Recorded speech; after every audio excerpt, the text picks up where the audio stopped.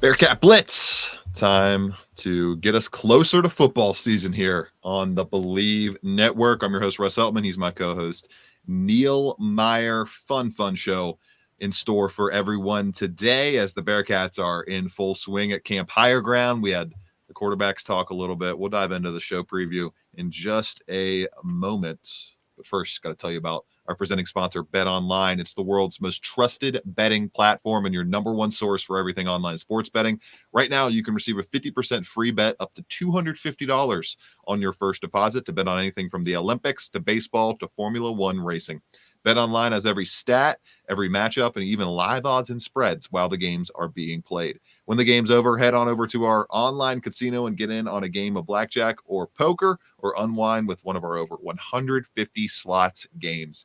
Head to the website today to get in on the action. Use promo code BELIEVE for your 50% free bet credit on your first deposit up to $250. Once again, that's BLEAV as a promo code to get that $250 credit. Bet Online. The game starts here. Bring Neil in just a moment as we get into the show preview here. Brady Lichtenberg, Brendan Sorsby talked to the media for the first time on Thursday during the fall camp portion of things for the first time on Thursday. We'll get our takeaways from those comments and then kind of get an update from Neil on the state of the quarterback battle. How does it look from his eyes? How much longer is this going to be a true battle, quote unquote? And then we'll take a quick break and talk about the Bearcats in the Olympics. Just so much to get to with a Bearcat striking silver in the hammer throw. We have another Bearcat in the Olympic volleyball women's final going down on Sunday morning. And then a legendary Hall of Fame class for the James Kelly Memorial Athletics Hall of Fame at UC going in this fall. September 20th is when they will be inducting that class. We'll close things up and send you into the weekend. After that, all that coming up on Bearcat Blitz. Stick with us through these messages.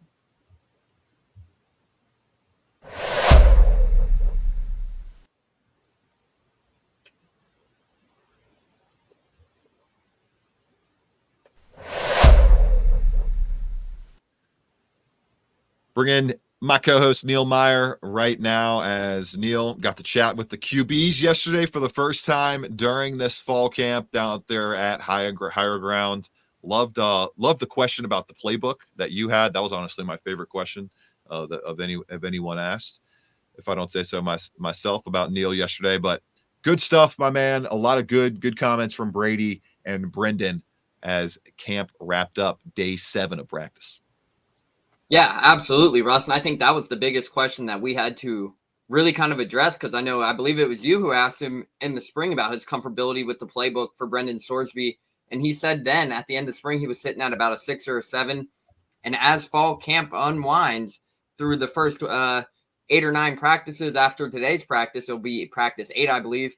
You can kind of sense that Brendan Sorsby is getting the playbook down and he's really feeling comfortable out there. And I mean, he told us that he's feeling about an 8 or a 9 in terms of the playbook, but it's really starting to show too, Russ. I mean, the play of Brendan Sorsby, he's really toned down his body too. I know he entered when he came to Cincinnati in January. I think at spring ball, he was probably close to maybe 240. He slimmed down to 232 is what he is listed at now. And you can sense it too. And I mean, he even said it that for Saturday's scrimmage, he doesn't hope that he's live because he doesn't want to take that contact. Yeah, he's hoping to wait a few weeks to be live, but for the first game versus Towson, if he is the starter. So overall, I thought that was great comments from Brendan Sorsby. But Brady Lichtenberg, Russ, we have to talk about it. It's a quarterback battle. There's been no starter named yet. And to be honest with you, from my eyes standpoint, this has been Brady Lichtenberg's best fall camp since arriving to Cincinnati in 2021. So overall, I mean, he's looking great, and it's really turning out to be a good quarterback battle.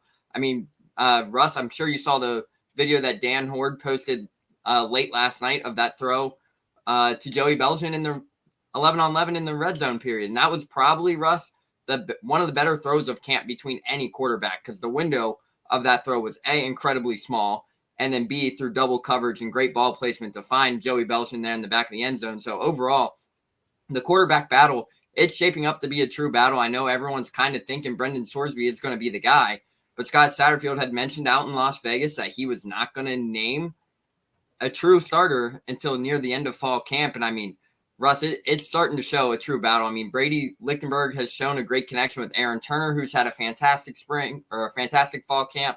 So it's really, truly been really exciting to watch these two quarterbacks battle it out there, and it's only making them better. And they've both said that as well. So it's really been an interesting first week and a half for Cincinnati down there at Camp Higher Ground. Yeah, check out some of the key comments from Sorsby on Cincinnati Bearcats on SI. The full quote that Neil was talking about there, probably an 8 or 9 out of 10. Sorsby saying about his comfort level with the playbook. Quote, obviously still some small things that I can get better at, but definitely feel really good about the playbook. So it feels like probably even playing fields for the most part between those two quarterbacks in terms of the playbook acumen. And now it's about making plays on the field, which, as Neil has described, Brady Lichtenberg keeping pace in this race, keeping it up and keeping the heat on Brendan Sorsby, as we don't know as of this moment who the Bearcats quarterback officially will be when they take on Towson. As I mentioned, yeah, I don't see either quarterback, any quarterback, maybe Samaj Jones is maybe live like he was in the spring, but I would be a little shocked if we even see that on Saturday, which I'm excited to get out for that practice, as I'll be able to actually attend this one for sure without the other jobs getting in the way. All in all, I love the comments from Sorsby about the deep ball, Neil. This is a part of the game that he flashed very well with last season at Indiana. I believe, especially deep balls down the middle, Neil, he was at like a 92 out of 100 PFF grade, one of the best passers in the country on deep balls down the middle of the field. And Cincinnati's going to have to access that and make that a key part of just taking some pressure off of this run game. And Sorsby talked about how he could actually use the run game could take pressure off of the deep ball just with teams keying in on it. I'll give you the full quote here. I really like this one from Sorsby. There's a fine line of being too aggressive, quote, but you do have to have those shots down the field. I think it's tremendous for your run game. I think the run game that we have is going to help those shots down the field. You got to hook up whenever you can take them, and you just got to make sure that you're giving your guys a chance and trust them to make plays.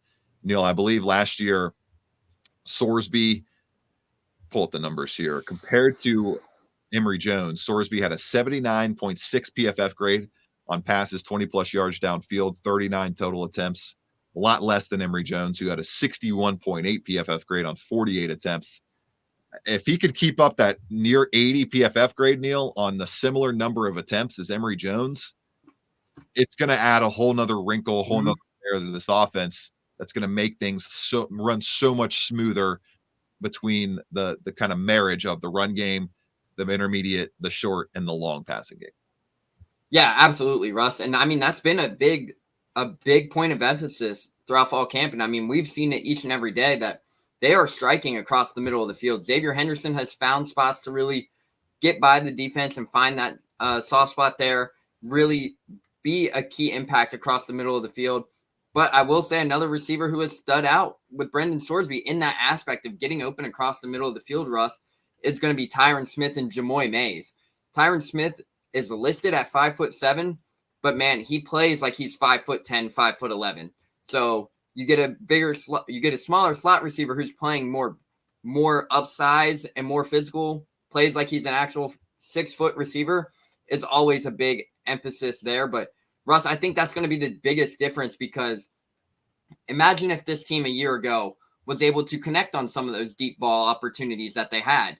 That record might not be 3-9, but you're looking at it this year. Brendan Sorsby has dropped multiple balls throughout camp where you take a step back and you're like, oh, wow, that was a really great ball placement down the sideline for a big chunk play. And they know that if they can open that passing game up, it will unleash a whole new potential for a guy like Corey Kiner and an offensive line who is more deeper in terms of depth than what they were a season ago. Coach Satterfield has mentioned that they have 8 or 9 guys they can rotate there on the offensive line. You stay healthy, you stay fresh. If you can open the throw game a little bit more with guys like Xavier Henderson, Tyron Smith, Jamoy Mays, Joe Royer, who you cannot go without mentioning because of his size and his athletic abilities and what he's able to do. You throw him into the picture as well. Russ, this has a chance to be one of the most balanced offenses, even within the Big 12, if they can unleash the throw game, whether that is Brendan Sorsby at quarterback or Brady Lichtenberg as well. So it's really interesting to see how they'll be able to utilize the throw game and get these receivers open. Because once that happens and you get that balance there going, they were 5th in the country last year in terms of rushing. You get a balanced offense like that as well, could be sitting higher than the 217 rush yards per average that they had last season as well. So the offense could be clicking on all cylinders if both things start to open up for Cincinnati this season. And we all know how bad they were in the red zone last season. We know how much of a struggle that was, how much an obvious emphasis is being put on that in fall camp this year. One of the worst teams in the country in executing in the red zone. You know what makes it a lot easier to execute in the red zone, Neil? Big targets. If you just score from 35, 40, 50, 60, 20, 25 yards out and don't actually have to make plays happen in the red zone. You just score without getting tackled beforehand. That obviously would be ideal this season. And Brendan Sorsby's kind of traits, his prior play kind of history shows that he can make those plays happen. And along with Brady Lichtenberg, I think he's got the capability of doing it too. We'll see. Continue monitoring how that quarterback battle plays out as we got a good update there from Neil. Quick break here on Bearcat Blitz before we get into some Olympic Bearcats and what they have accomplished over the past few days, from Jordan Thompson to Annette Echekunwoke and so much more. All that coming up on Bearcat Blitz.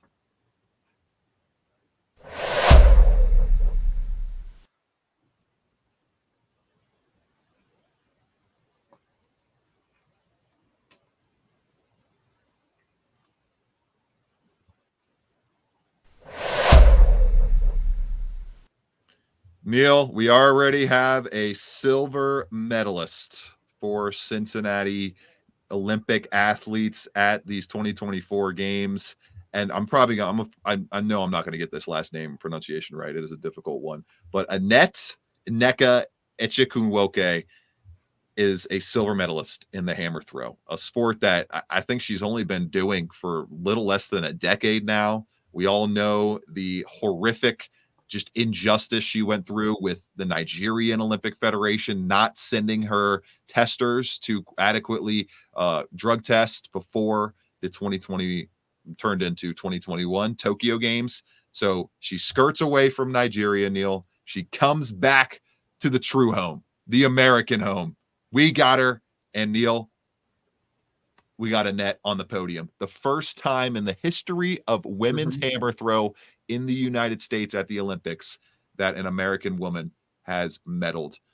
Silver medalist, just behind Canada's Cameron Rogers. She threw a 76.97 meter hammer throw to Annette's 75.48 meter strike. Just an awesome day for the 2018 Cincinnati graduate. And on top of that, Neil, we'll get into it, the full slate in just a moment, but she's going into the Athletics Hall of Fame this fall. Perfect timing as Cincinnati has Annette on the podium in the hammer throw. That was cool to watch. It's another one of the things I love having it on in the afternoon. You can just watch it in the middle of your day, and it's great. That brought a big smile to my face seeing her up there with everybody. Yeah, man, Russ, it brought a smile to everyone's face because obviously anyone who has seen what she had to go through at the Tokyo Olympics, I mean, that was horrific, as you mentioned, to compete for your whole life, to get the very first opportunity taken away by something she had no control over, comes back to Team USA and just flat out dominates on the Olympic stage. Russ, I mean, there was at one point, I think through the first 3 rounds, she was leading the pack. And yeah, it was just that one throw by Rogers is the only one that was longer than hers. Mm-hmm. It was her season best throw too. She saved her best for the top tier moment. And the best part about it too, Russ, was you're training all this time. Looking back at the people they were expecting to place in that category, they didn't even have Annette in the projections of her even placing. Yeah, I didn't look at the odds, but I wish I would have looked at the hammer throw. And then she came out there and shocked the world, Russ, because I remember that third throw, which was her best throw, the 75.48 meters. I looked and I was doing the math equivalent to like distance what was the meters to yards or meters to feet? That was almost 300 feet that she threw that thing. Think about that. 300 It's like hitting a home run, throwing a hammer throw. Literally standing from one end zone roughly to the other end zone of a football field of her throwing that hammer. That's crazy. But to see that story all come full circle, become the first American to medal in the hammer throw, you couldn't have asked for a better story. Obviously, she would have liked for the first time, but it's glad that she gets the opportunity and becomes the first American to solidify her journey, even though it's not over yet, because she's still got plenty of more throws to come. Hopefully, they're in the 2028 Olympics as well. So hopefully we see that here in the U.S. Hopefully she can defend her silver medal crown and take the big crown of the U.S. in 4 years. So it was very cool to see, and it was a full circle moment. And I mean, Russ, I don't know if you saw the reactions from all the former Bearcat athletes who graduated and the ones that are still at UC. The responses and the support for her was freaking fantastic. You've seen it on social media. Yeah, net. Like, it was blowing up. So good for her. Glad to see that happen. But now we turn the focus. We got another big important matchup for a Bearcat on Sunday morning, bright and early. Yeah, take the baton, Neil. What do we got on Sunday? Jordan Thompson will be playing for her second gold medal on Sunday morning at 7 a.m., folks. So bright and early. I know I'll be up watching, obviously being a high school volleyball coach and a big high school and a big volleyball fan as well. I'll be up making sure I'm up bright and early on Sunday to watch Jordan hopefully become history after their 5-set victory over Serbia the other day. So that's a big win. It's going to be exciting, Russ. It's going to be exciting because Jordan Thompson was I believe, the fifth American to potentially medal in their first two Olympics. So get gold medal in their first two Olympics. That's pretty crazy. Pretty crazy. The American women's team, the 2021 team was the first gold medalist at the event for America, right? In women's volleyball. I believe so, but they made it to the gold medal match for the last 5 seasons now. So that says a lot about what that Team USA is doing and the caliber of player that Jordan Thompson is. Obviously, she left her mark on UC. And Russ, I've seen it posted multiple times by the NCAA throughout this week of highlights from Jordan Thompson's 50 kill performance at UC. And for folks who follow volleyball, 50 kills is ridiculous. It is ridiculously hard. And if you can put up 50 kills in a match, hats off to you. Hats off to you, because most I've seen covered in a match, Russ, covering UC's volleyball program, I think was maybe 34. 34 was the average number through a 5-set, but then you see 50 and you're like, oh, she's like that. Hefty number, but overall it says a lot about the player she is and what Coach Molly Alvey and them did for her during her transition from Cincinnati to the next level. So it says a lot about what the women's volleyball program is doing at Cincinnati too. So you have to give a shout out to them as well. It's going to be really exciting on Sunday. Hopefully they get the job done and Jordan Thompson becomes a 2-time Olympic gold medalist. Obviously, Russ, the first time was very exciting to see back in 2021, but hopefully this time she is able to secure her second gold medal after a very tough playing field for the women's volleyball program in Team USA throughout the openings of the Olympics. Yeah, Thompson and the U.S. women underdogs in this one, hovering between plus 150 to plus 175, plus 180 as they get ready to try to answer the bell again. Hammer it.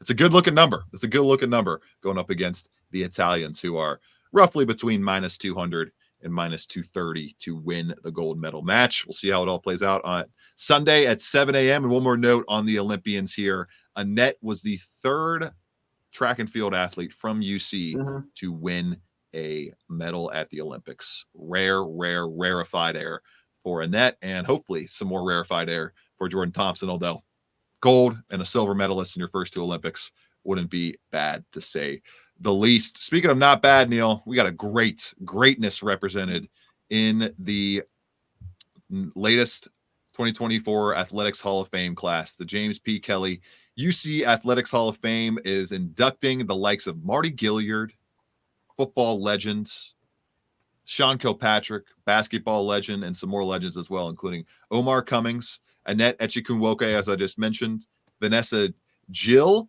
who is a women's soccer player with Canada, also played women's soccer, obviously, at UC, was a 2024 Olympian with Canada, 2021 gold medalist. I mentioned Gilliard and Kilpatrick. Jordan Thompson, who we just got done talking about, she is going into the Hall of Fame this year, and so is Mike Woods.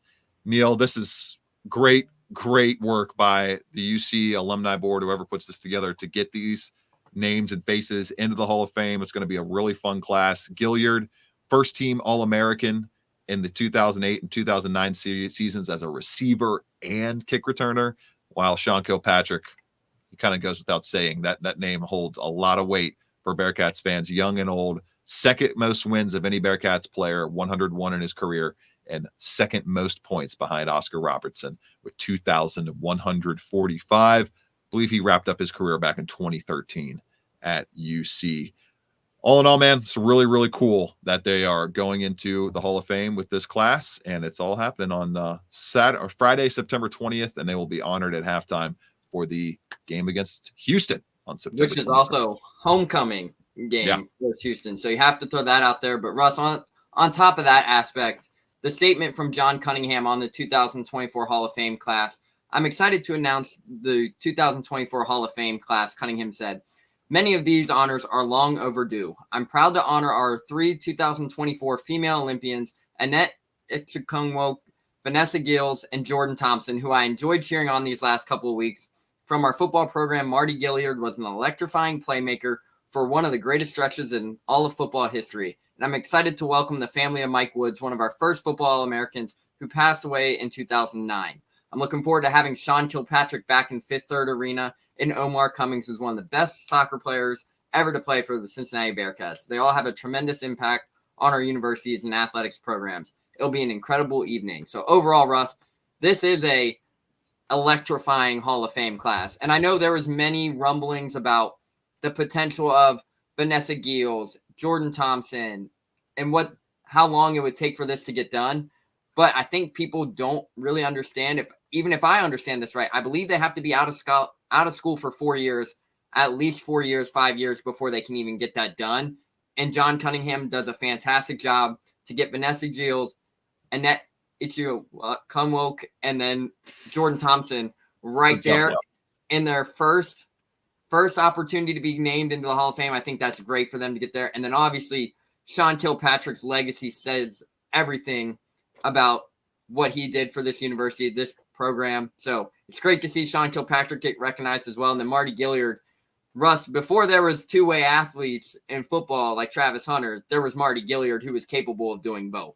So to see him get honored as well, it's fantastic. It's going to be a great night, great weekend for homecoming to celebrate these young athletes and what they did for this university. Man, this is a great 2024 class.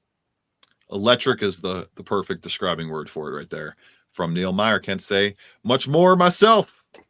That's it for this episode of Bearcat Blitz. Hope everybody has a wonderful, wonderful weekend. We'll be back with it middle of next week, kind of earlier middle next week, with another episode right here on the Believe Network. This has been Bearcat Blitz, presented by Bet Online. 7-6, Ritter to the end zone, looking for Pierce. Did he hang on? Yes. Touchdown. Back as I've been around. Here he goes again. Busts free. Jerome Ford down the sideline. Foot race. Pass call. Touchdown. 79 yards. Big run in the Peach Bowl. This is a big one, too. And it's going to go all the way to the house on the first play